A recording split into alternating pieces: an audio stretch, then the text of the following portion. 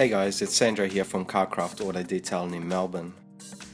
Today's video is a bit of a look at what I do in relation to detailing a car, the steps I take, the methods I use, and a hands-on look at me detailing.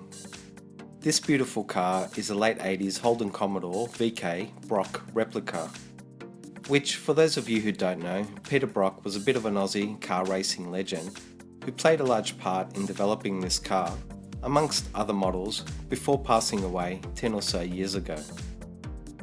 This job in particular was a full exterior detail with a two-stage paint correction.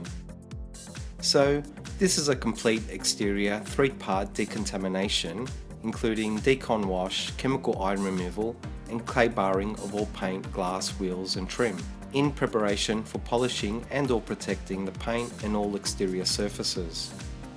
In addition, the owner Tony, awesome bloke, wanted me to remove and replace some decals, as well as address some heavier isolated scratching and buffer trails that would take an extra step of correction to reduce and or eliminate.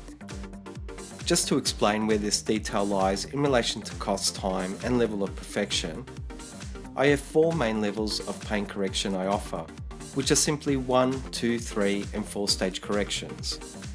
You can call it anything you like, but when I'm trying to explain to a potential client the differences in quality and how they equate to time and cost, these 1, 2, 3 and 4 stage corrections work best for allowing my customers to understand what's involved and the outcomes they can expect.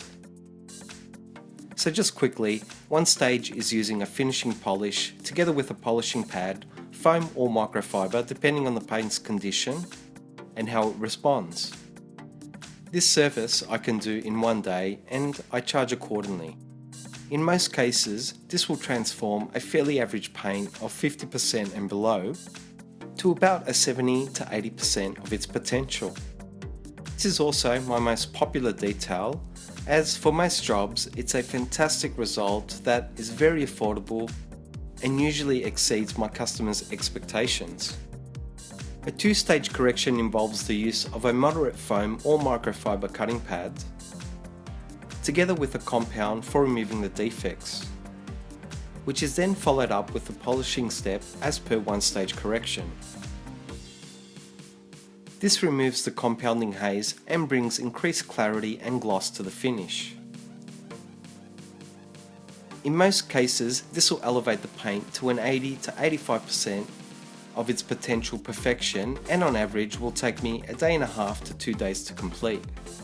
For this car's in particular fairly poor paint condition, as well as what the owner wanted to achieve and could afford or justify paying, it was definitely the best option. It would address most of the defects that were bothering him, and although it's by no means 100% paint correction, you will hopefully agree that the difference is quite amazing and the owner was definitely pleased with the finished result. A 3-stage correction for me is usually starting with a wool or heavy cutting foam pad on either a rotary or dual action polisher, depending on the condition and hardness of the paint. This will then need to be followed up with a less aggressive cutting pad and then a finishing or polishing pads and polish combo. On average, this is a 3 to 4 day job, where I'm chasing 90% or so perfection, and is also dependent on the amount of paint or clear coat that the vehicle has. And for newer cars that many of you may know have very little clear coat applied these days, it's really a one-time correction if I'm removing heavy defects, and I make sure my customers understand this and help them make an informed decision. The 4-stage paint correction is really about chasing perfection, which adds wet sanding where it's needed and can also be used to flatten orange peel to create a truly flat and glass-like finish. This is really geared around custom paint jobs and or higher end cars where time and cost come secondary to achieving and producing the best possible finish within my detailing capabilities.